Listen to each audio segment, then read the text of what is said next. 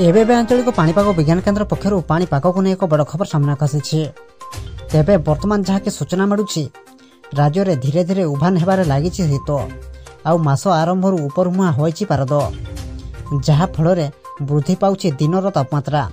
शनिवार दिन तापमात्रा 35 डिग्री टपिछि जो कारण फेब्रुआरी मासरे ग्रीष्म परी अनुभूत होउछि। दिन में टाई टाई खरा होइथिबा बेले राति तापमात्रा यथेष्ट वृद्धि घटी।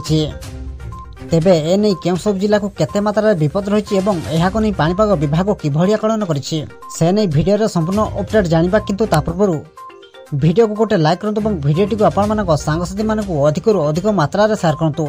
जदि आम चैनल आपण प्रथम थर वीडियो देखुंती ताहले एबे ही चैनल को सब्सक्राइब करी पाखरे थिबा बेल आइकन को प्रेस करी ऑल नोटिफिकेशन को ऑन कर रखंतु।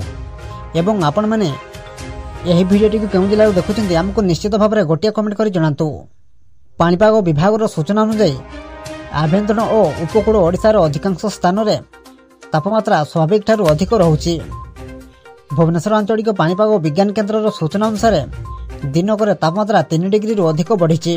तेबे रविवार पाराड़ाखेमुंडी राज्यर सर्वाधिक तापमात्रा 35.6 डिग्री रेकर्ड करा बेले Jharsuguda 35.2 degree, Balangir 35 degree, Sambalpur 34.7 degree, Hirakud 34.7 degree, Bhawanipatna 34 degree Celsius रही।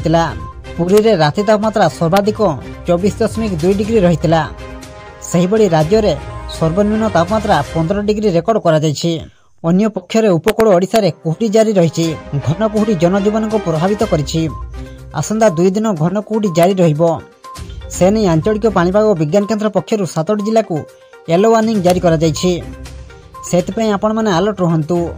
ब्यूरो रिपोर्ट जागरण टीवी।